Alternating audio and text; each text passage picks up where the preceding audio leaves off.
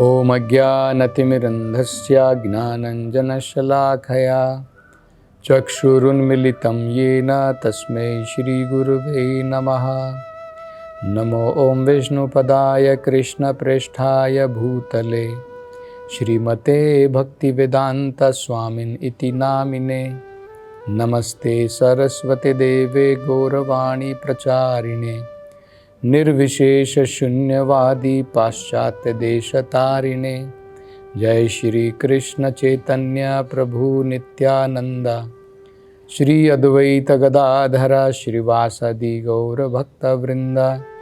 हरे कृष्णा कृष्ण कृष्णा हरे हरे, हरे राम राम राम हरे हरे।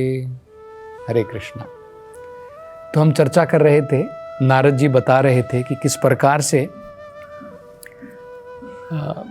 चंडवेग जो गंधर्व लोक से आए थे उसने आक्रमण कर दिया था राजा पुरंजन के शहर के ऊपर।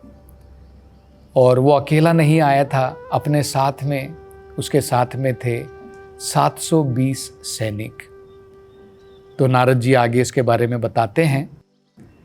राजा चंडवेग कौन था? वो काल समय था। इसके ये 720 सैनिक कौन थे, इसकी चर्चा भी हमने करी थी।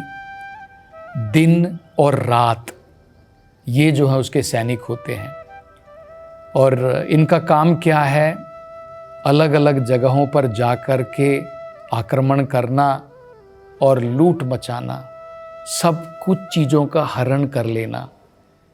तो इसके बारे में भी हमने देखा था कि किस प्रकार से जब हम जन्म लेते हैं उसी दिन से हमारे ऊपर समय का प्रभाव प्रारंभ हो जाता है और समय हमारे से सब कुछ छीनना प्रारंभ कर लेता है। हमारी आयु धीरे धीरे जैसे जैसे दिन बीतता है, रात बीतती है, हमारे अनेकों प्रकार की संपत्तियां सब छिन जाती हैं। हमारा यौवन धीरे धीरे छिन जाता है। और उसके बाद में ये भी बताया था नारद जी ने कि 50 साल तक तो बड़े ही शक्ति के साथ में जो उसका घनिष्ठ मित्र था राजा पुरंजन का, एक सांप था, सर्प था, जिसके 5 मुख थे। वो क्या है हमारे शरीर में? ये 5 प्रकार की वायु हैं जो हमारी आत्मा की सुरक्षा में लगी रहती हैं, ताकि आत्मा इस शरीर के अंदर में रहे सही प्रकार से। क्योंकि अगर ये सही प्रकार से रक्षा नहीं कर पाई तो आत्मा निकल जाएगी शरीर से, तो प्राण निकल जाते हैं। तो 50 साल तक तो बड़ी शक्ति के साथ में इसने रक्षा की, लेकिन 50 साल के बाद में चंडवेग की जब बेटी आ गई, चंडवेग की बेटी कौन थी? उसकी पुत्री थी जरा। तो हमें पता है कि 50 साल के बाद में बुढ़ापा प्रारंभ हो जाता है, जरा आ जाती है। तो वो बड़ी उत्सुक है, वो किसी को भी अपना पति बना लेना चाहती है। तो 50 साल तक तो आती नहीं है, लेकिन 50 साल के बाद में धीरे धीरे आकर के जो है गले में वरमाला डाल करके अपना पति हमें बना लेती है। और अगर हम जरा के प्रभाव में आ गए तो हमें पता है क्या है, हमारे शरीर के सारे अंग लुट जाते हैं। हमारा हृदय कमज़ोर पड़ जाता है, किडनी कमज़ोर पड़ जाती है, लीवर कमज़ोर पड़ जाता है। और जो हम लोग बड़े अनेकों प्रकार के भोग में लगे रहते थे, वो अब भोग हम नहीं कर पाते हैं। इसलिए किसी को भी पसंद नहीं है जरा। ओल्ड एज कोई नहीं चाहता है। आप किसी को भी पूछिए, आप किसी की उम्र पूछना चाहेंगे, हमेशा अपनी उम्र कम ही बताएगा, कोई नहीं बताएगा अपनी सही उम्र। क्योंकि कोई नहीं चाहता है कि मैं धीरे धीरे ओल्ड हो जाऊं, वृद्ध कहलाऊं, ये कोई नहीं चाहता है। तो ये जो 4 प्रकार के भगवत गीता में भगवान ने बताए हैं, जो व्यक्ति ये समझ ले कि भाई ये दुख का कारण है, वो व्यक्ति बुद्धिमान कहलाता है। भगवान देखिए क्या बताते हैं। भगवान कहते हैं ज्ञानी व्यक्ति ये समझ लेता है जन्म मृत्यु जरा व्याधि दुख दुख दोषानुदर्शनम। दर्शनम मतलब जब वो देख सकता है कि भाई ये चार चीजें दुख का कारण है, वो व्यक्ति बुद्धिमान है। जन्म, मृत्यु, जरा, व्याधि। जन्म का मतलब तो हमें पता है, जब हम जन्म लेते हैं वो भी दुख का कारण है। जब हम माँ के गर्भ से जन्म लेते हैं, कोई भी बड़ी खुशी के साथ में हंस करके जन्म नहीं लेता है, हम लोग सब रो करके जन्म लेते हैं जब हम भौतिक संसार में आते, क्योंकि माँ के गर्भ में बहुत कष्ट के साथ में हम पड़े रहते हैं।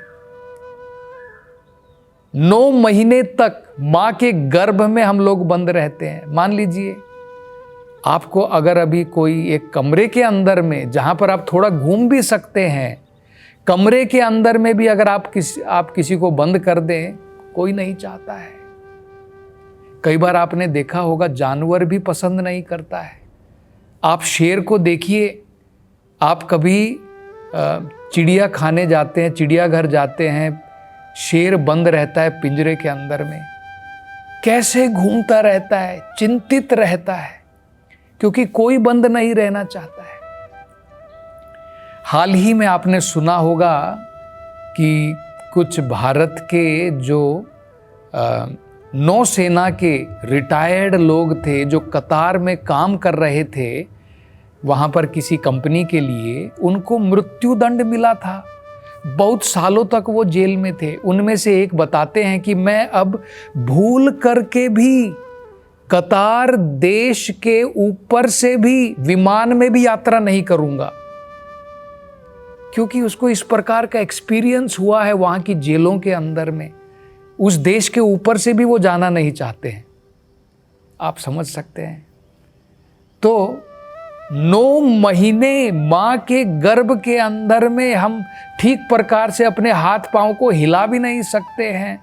अनेकों प्रकार की माँ के गर्भ के अंदर में मल है, मूत्र है, लहू है, सब प्रकार के उसके अंदर में हम पड़े रहते हैं। उसी के अंदर हम लोग, माँ का जो गर्भ होता है उसमें एक नली होती है, वो पाइप बाद में काट देते हैं जन्म होने के बाद में। एक ट्यूब होती है जिसके द्वारा माँ जो भी खाती है, बच्चा भी जो है उसको भी भोजन की प्राप्ति होती रहती है। तो किस प्रकार से वेदना के साथ में माँ को भी दुख होता है, माँ को भी पेन है। कोई माँ जो है बड़ी खुशी के साथ में जन्म देती है, खुशी तो होती है, बच्चा का जन्म हुआ, खुशी है, लेकिन कितना पेन, उसको लेबर पेन बोलते हैं। अगर आप किसी माँ से पूछिए तो बताएगी लेबर पेन का मतलब क्या होता है। लेबर पेन बताया जाता है, वेदों के अंदर में बताया है, मृत्यु के घाट में जाकर के जिंदा वापस आना, उस प्रकार का होता है। ऑफ कोर्स आजकल तो लोग जो है अनेकों प्रकार से ऑपरेशन करके बच्चे को निकाल लेते हैं, लेकिन उसके बाद में भी अनेकों प्रकार की पीड़ा जो है सहन करनी पड़ती है। तो ये जो है जन्म है, और जन्म शुरू हुआ, अंत में मृत्यु। जन्म और मृत्यु, और उसके बीच में आपने कई बार देखा होगा ना, किसी के घर में जाइए, तस्वीर टंगी मिलेगी, भाई इस दिन इनकी जन्म तिथि थी, इस दिन इनकी मरण तिथि है। एक दिन जन्म हुआ, एक दिन गया। और इन दोनों के बीच में जन्म और मृत्यु, तो मृत्यु में भी हम लोग समझ सकते हैं कि कितना दुख होता है। आपको कल्पना आप कर सकते हैं, आप सोचिए जरा इसके बारे में।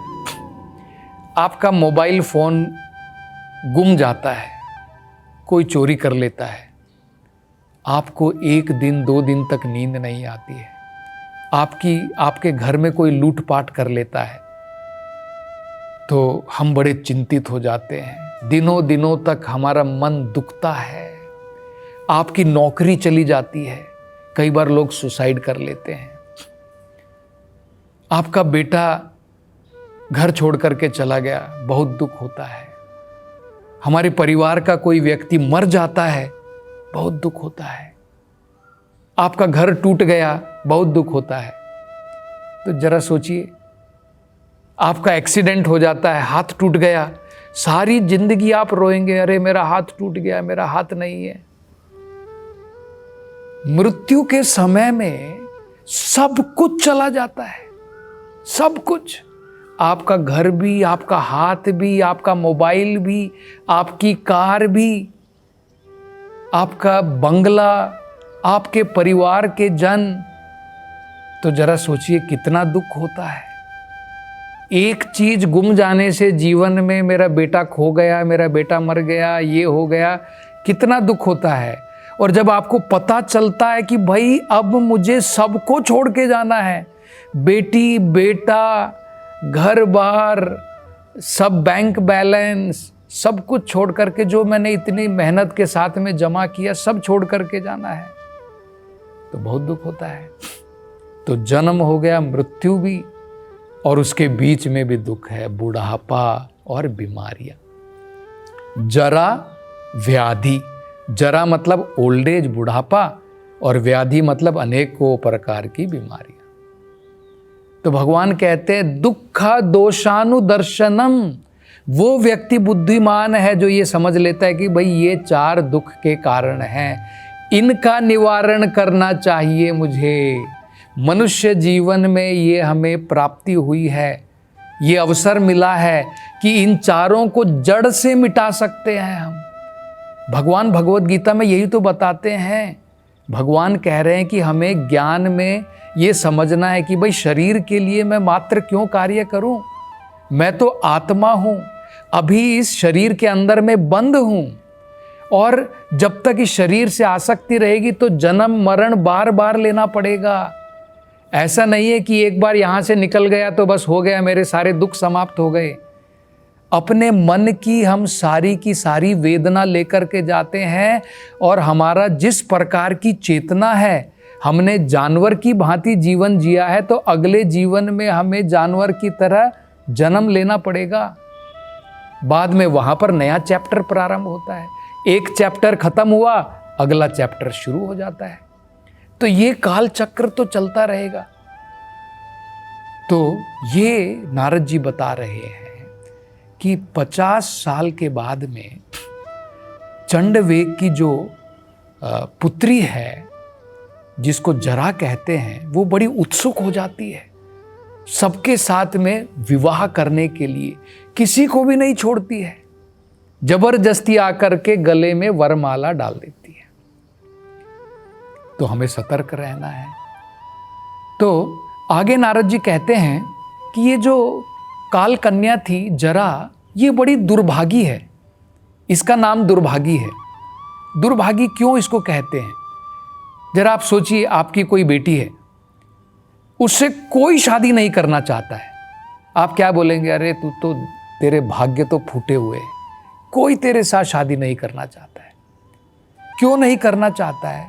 क्योंकि जो भी जरा को अपनाएगा अपने जीवन में, उसकी सारी खुशियां गई।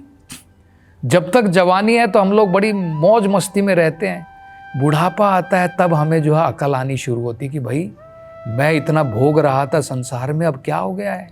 अब तो मेरे को डायबिटीज़ हो गई है, अब खाने को नहीं हो रहा है, अब चलने को ठीक प्रकार से नहीं हो रहा है, कोलेस्ट्रोल जम रहा है, हार्ट अटैक आने वाला है, अनेकों प्रकार की हृदय की बीमारियां आ रही है। तो ये हमें जो है तब जा करके थोड़ा थोड़ा पता चलता है। तो इसलिए कहते हैं कि ये तो दुर्भागी है। लेकिन वो कहते हैं कि एक बार ऐसा आया कि इसकी शादी हो गई। और किससे शादी हो गई? एक राजा से इसकी शादी हो गई। एक राजा ने इसको अपना लिया, और राजा ने क्योंकि इसको अपना लिया, अब उसने राजा को आशीर्वाद दिया कि भाई तुम्हें आशीर्वाद है। तो ये जो है कथा पुराणों में बताई है, भागवत में भी बताई है। जरा ने किसके साथ में शादी की? जरा ने विवाह किया राजा ययाति के साथ में। राजा ययाति था। कैसे इसका विवाह हुआ देखिए, उसके बारे में बताया है। राजा ययाति जो है, इसने विवाह किया था शुक्राचार्य की पुत्री से। तो शुक्राचार्य ने अपनी बेटी जो है राजा ययाति को दी थी। उसके साथ साथ में, उसकी बेटी के साथ में उसकी एक सहेली, उसकी एक फ्रेंड भी जो है, जिसका नाम था शर्मिष्ठा, वो भी जो है उसकी बेटी के साथ में राजा ययाति के घर में गई थी। लेकिन क्या हो गया, धीरे धीरे राजा ययाति ने अपनी पत्नी को छोड़ करके अब उसकी जो सहेली थी शर्मिष्ठा, उसके साथ में दोस्ती बढ़ानी प्रारंभ कर दी, उसके साथ में संबंध बनाना प्रारंभ कर दिया। तो शुक्राचार्य की बेटी ने जब ये देखा कि मेरे से ज्यादा लगाव मेरे पति को मेरी सहेली के साथ में हो गया है, तो उसको बड़ा क्रोध आया। किसको नहीं आएगा, किस पत्नी को नहीं आएगा। तो उसने जाकर के अपने पिता से जाकर के सब कुछ बता दिया, कंप्लेंट कर दी, शिकायत कर दी।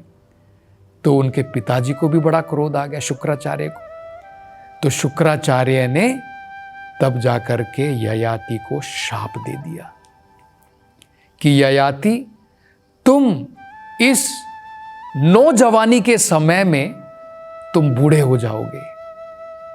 तो कई बार हमको पता है ना, हमने कई बार देखा है व्यक्ति को जवानी में भी बुढ़ापा आ जाता है। एक प्रकार की बीमारी होती है, वो प्रोजेरिया जिसे कहते हैं। प्रोजेरिया का मतलब है बच्चा जो है बढ़ना अभी 5-10 साल का होता है तो उसके सारे शरीर के अंग 60 साल के उम्र के बराबर हो जाते हैं। 10 साल की उम्र में उसके बाल सफ़ेद होने प्रारंभ हो जाते हैं। तो इस प्रकार का शाप ययाति को दे दिया, जल्दी बूढ़ा हो गया।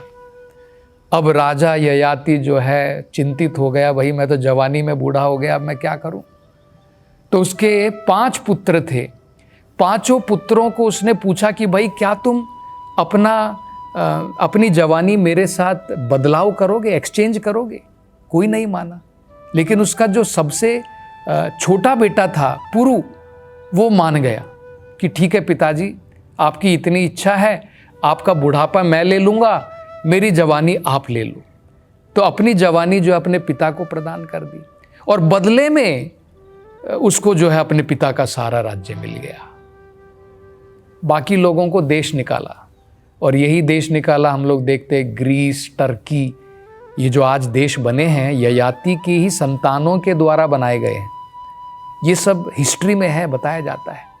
और क्योंकि भारतवर्ष उन्होंने जो दे दिया अपने पुत्र को, पुरु को, तो उसके बाद में ही जो है पुरु की संतानें हुई।